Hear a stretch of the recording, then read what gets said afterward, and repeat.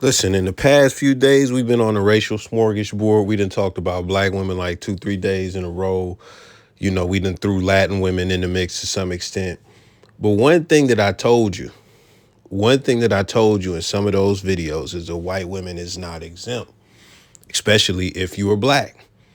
So this is the thing. I talk on my channel about the dangers of Caucasoid women. And don't be mad, that's a scientific, ethnic term.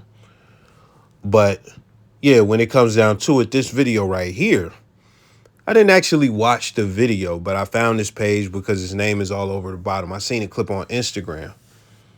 And I seen this about a week ago before I did all the CGA stuff. And I was like, oh yeah, I got to react to this. So I think now is an appropriate time to pull it out. So it's only a minute.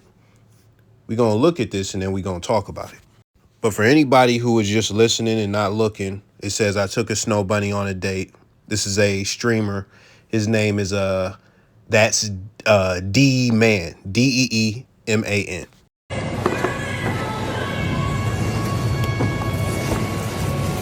Stop looking at my phone. What you don't understand? Are you hard of hearing? Bro, so if I slap you right now, are you calling the cops? If you, first of all, okay, as soon as you reach to try to slap, I box. So I know when to leave some shit. Who are the cops gonna believe, me or you? Okay, so please stop and be quiet.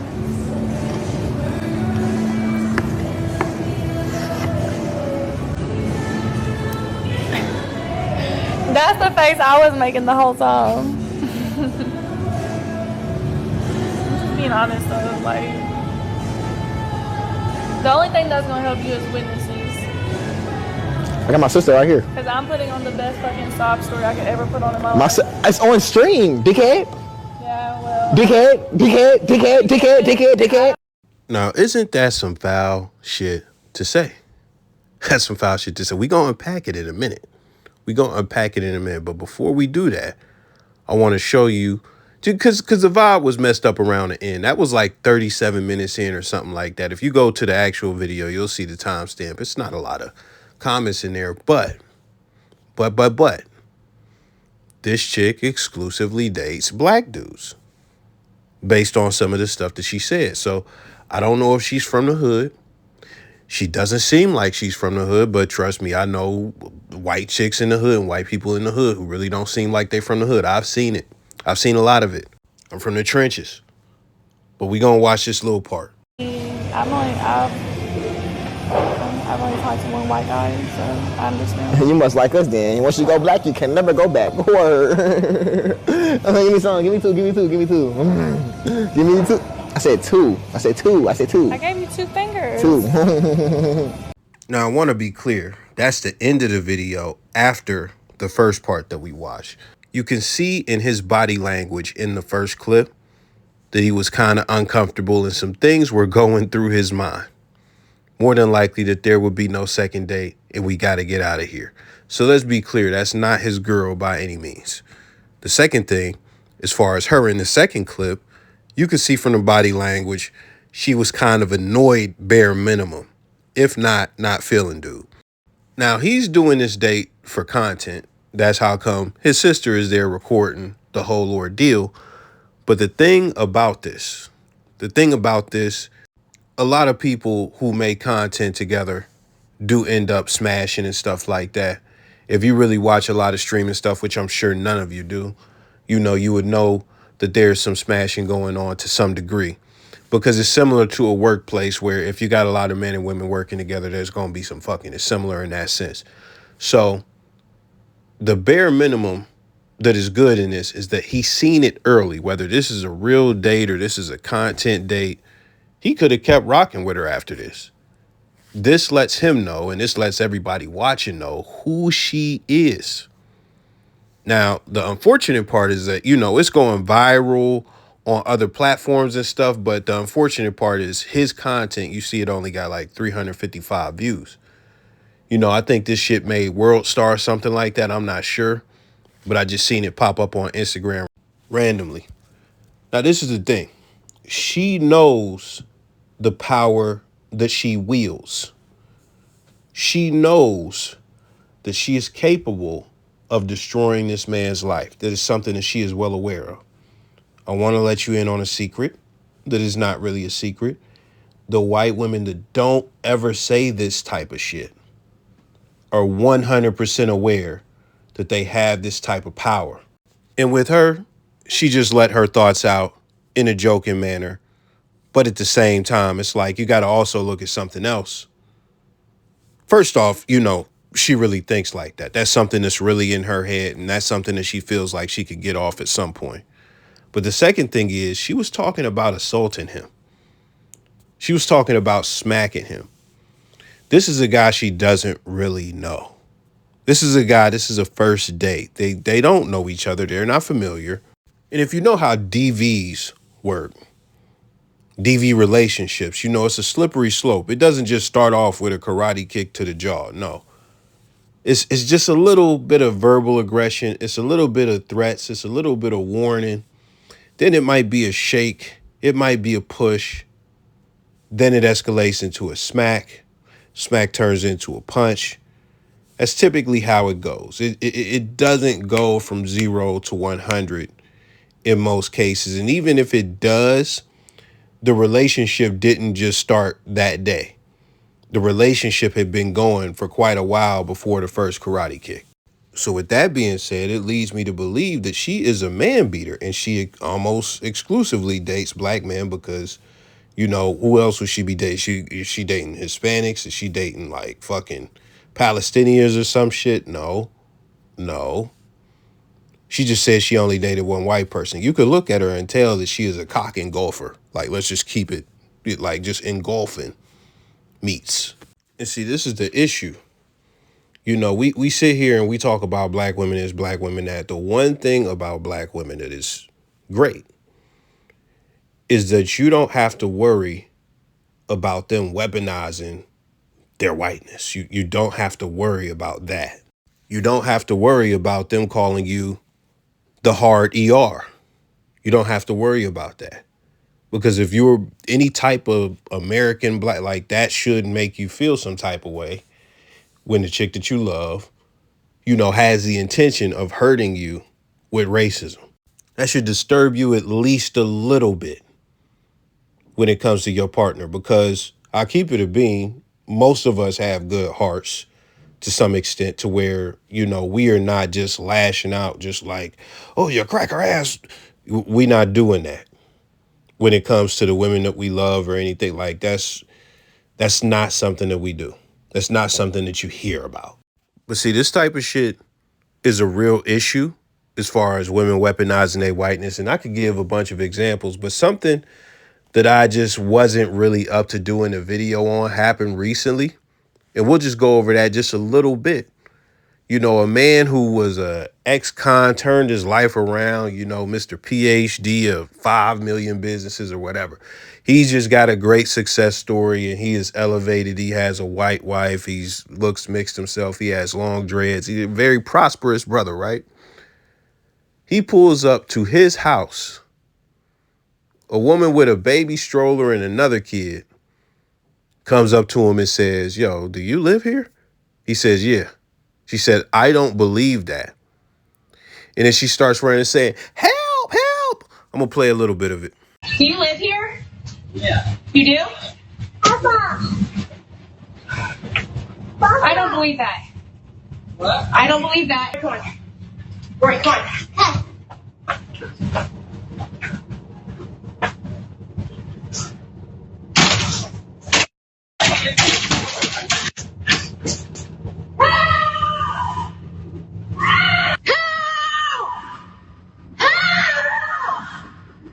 Did someone come here? That was my wife.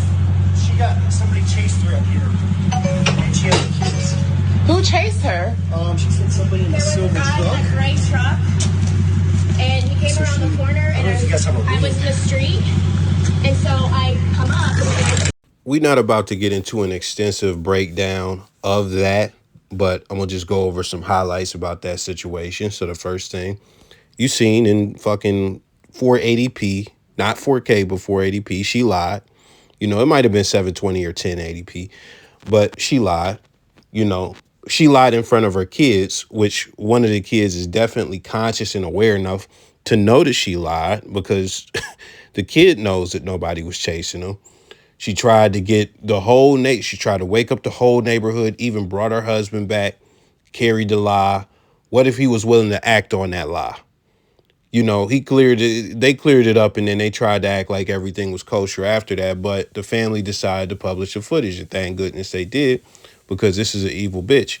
And the aftermath of that is pretty much her going on Facebook. Her name is Michelle Bishop. Her making a video saying she wasn't going to apologize and stuff like that, and that she's the furthest thing from racist, even though what she did was some deadly shit. What she did was deadly. What she did was deadly. And she knows exactly what she was doing. So she came on, tried to say she wasn't going to apologize. And then, you know, she did apologize 2 times for how, you know, the family may have felt and stuff like that. So it's not a real apology. She's not apologizing for what she actually did. But now she's all over the internet crying because, you know, she's getting death threats, you know, and stuff like that, along with her family and stuff. And I'm not going to lie, I really don't feel bad at all. I don't. And for a few reasons. Number one, I know nobody's going to do anything because we've had so much racial stuff happen over the past, 15 years. So much racial, and nobody has done nothing to any of these people who have done heinous racial things. So like, like the threats is just like people just talking. They just talking. They not doing nothing. Hey, I'll keep it a beam, man. When it come to black people taking action, it's Cats is only really about that if it's some street stuff. That's it. That's it. I would give a shout out to some revolutionaries, but we're not about to get that deep. But the second reason I'm not really sad for her or feeling sorry for her because of the deletion threats is because what she did could have got that man deleted for no reason. He didn't do anything at all. And she knows exactly what she was doing. Now, when it comes to white people, they're not all bad. When it comes to white women, they're not all bad. But the reason that I mention this as far as the dangers and stuff like this is because, guys love to just, oh man, black women just so bad. Black women so bad. If it ain't snowing, I ain't going. If it ain't snow, fuck all that. Fuck all that. Because if you watch the channel, you already know that I have a deep understanding as far as, and I'm talking about stuff that black women would agree with and a lot of shit that they wouldn't agree with. A lot of shit they definitely wouldn't agree with. But you understand that I have a very thorough understanding of the pros and cons when it comes to black women. I understand how they are. I understand why they are the way they are, and et cetera, et cetera. And I understand that if you get the wrong one, it could definitely be a detriment to you as far as certain things you're going to have to deal with. But a lot of dudes be on a like, oh, the Keisha's never felt me, but Becky did, so I'm going to go over there, and that's cool. That's okay. That's fine.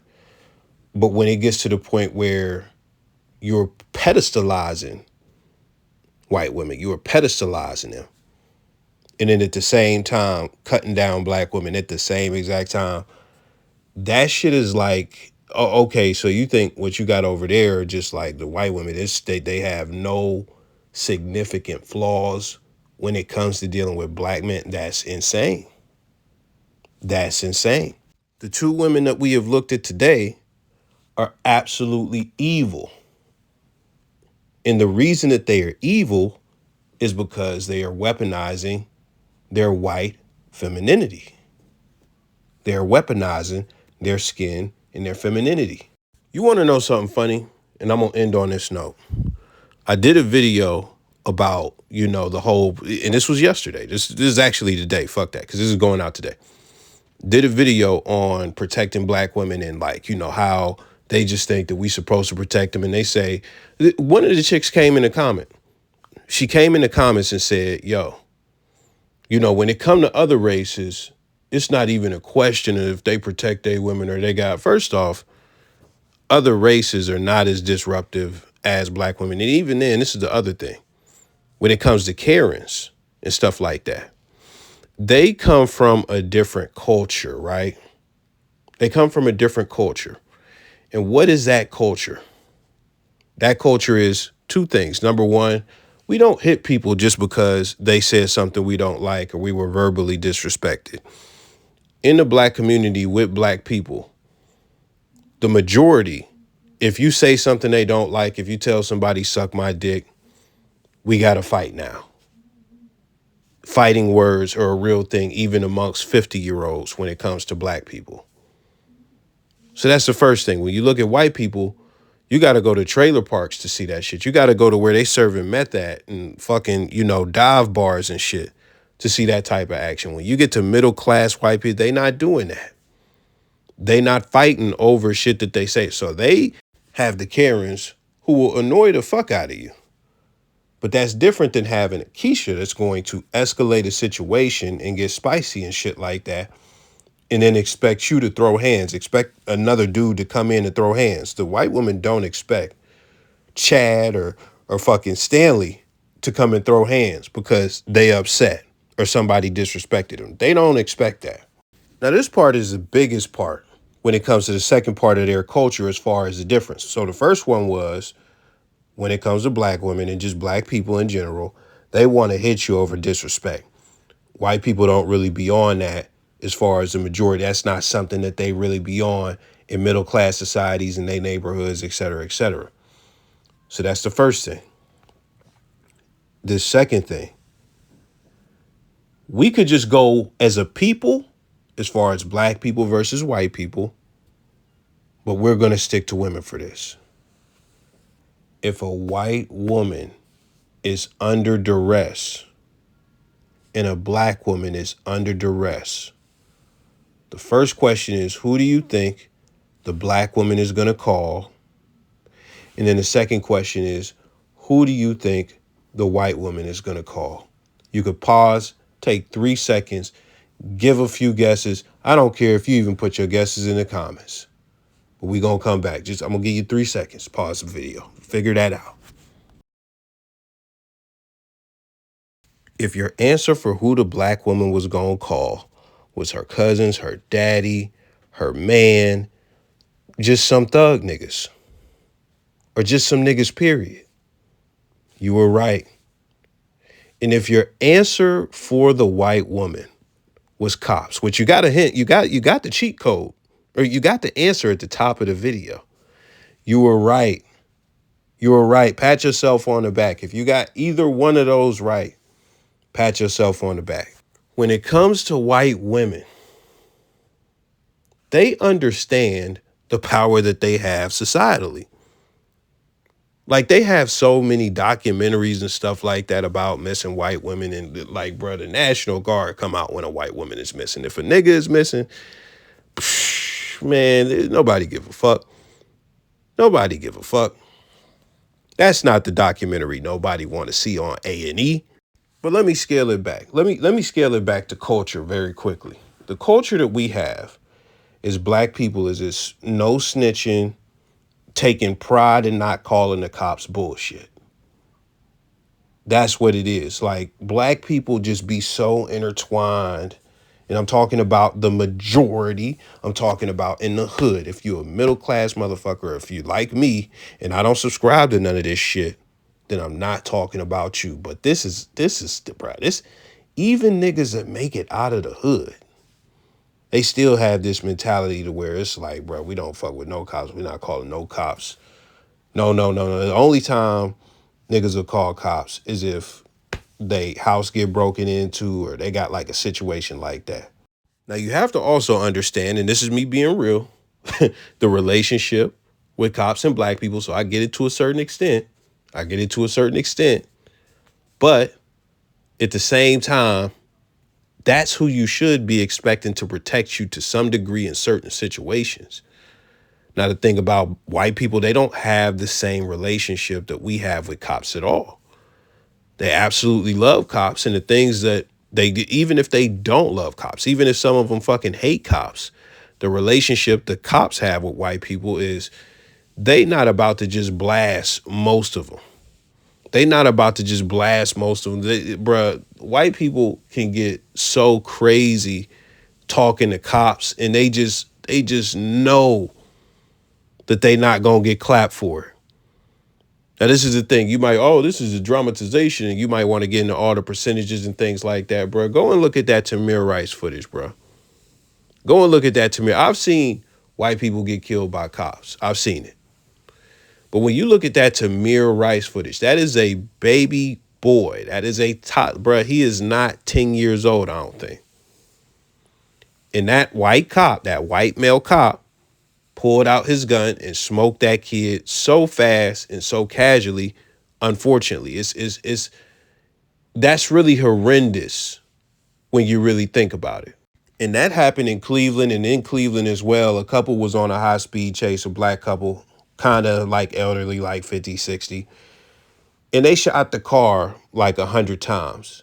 But not only after they shot the car 100 times, did one of the police officers go and walk onto the hood of the car and shoot through the windshield and got absolved of the whole shit. Everybody got absolved, even him. Not guilty. So I'm not trying to go that deep, but the relationship is definitely different. Just so we've established that. The relationship is definitely different, but at the same time, that's who is really supposed to protect you within society as a citizen, male or female. That is who is really supposed to protect you. Because at the end of the day, and you remember that situation that old girl said in the last video, like, oh, a dude started to disrespect me while we having a conflict in public, and then, I'm looking to the black man to come and defend me, and the black man do what you want the black man to do, come out and start fucking swinging and karate kicking motherfuckers like it's a blaxploitation film in the 70s or some shit, like some Shaft shit, he going to jail. He either getting shot, winning a fight, getting stabbing him, whatever he doing. He's either going to get fucked up or he going to win and possibly go to jail. That's one thing I forgot to mention. He could go to jail. I didn't mention that through the whole video. He could go to jail. But let's get back to the main point. The pinned comment on my last video said something along the lines of, oh, when it comes to other races, they don't even have to question they man or if they man is going to protect them and stuff like that. They men, as far as like white man protecting white women and stuff like that. You don't, because guess who's coming? Officer Ricky. That's who the fuck is coming through. Officer Sheffield. Officer Krzyzewski is pulling the fuck up and he is clapping shit. He is tasing shit. He is macing shit for this white woman. That's what it is. The authority, isn't it ironic that the authority of society is who white women reach to protect them? Isn't that funny? Isn't that ironic? As where the black woman expect some citizen to catch a fucking body. The black woman expect her 14-year-old son to go to the car, get the strap, and kill the guy in the fucking wing spot. That's what black women expect. But we not on them right now. I just had to lay that out because that was a thing in my last video where this chick left a fucking comment that I ended up pinning. And it's like, that's the difference between them. That is the difference between them. Now, if we just go back to focusing strictly on white women, now that we got that out the way, they know the power that they wield. They know that they are the most protected demographic in this society, which is very funny when you look at like all the feminism shit and how they talk about how they don't feel safe and X, Y, all this bullshit. Like, bruh, white men are doing their absolute best. I'm talking about every agency. They're doing their absolute best to protect you. You are the most protected, but you got some of the most complaints. It's crazy to me. But listen, that's all I got for you today. If you want to build a snowman, if you want to go out and ski in the Alps, it's nothing wrong with that. I don't got nothing against any interracial love or nothing like that. But you got to understand what you were getting into. You got to understand who you were dealing with. You got to peep shit like this and catch shit like this whenever you got to catch shit like this. You got to find different ways to catch shit like this before it gets too deep and you find out the hard way. But one of the easiest things you could do is not even put yourself in this situation. Not even deal with white women. But I keep it a beam with you, man. So y'all don't come out in like 5 years or, oh man, the dumper got a white woman, bro. Man, I'm just warning y'all, bro. I'm not saying 100% you gotta not do this. Just like the whole single mom thing, like, oh man, you supposed to be red pill, so you gotta tell niggas not to get married and not date single mom. Nigga, I'm in my fucking mid to late 30s, bro, and I'm not trying to date no fucking 20-year-old, bro. Not trying. You gotta understand. I don't want to get too deep on this either, but you gotta understand. Depending on what you want, the options are gonna change, and depending on the older you get, regardless whether you want it or not, the options are gonna change. But I done said my piece on this. When it comes down to it, be careful, be aware, and be careful. That's it for today. Let me know your thoughts.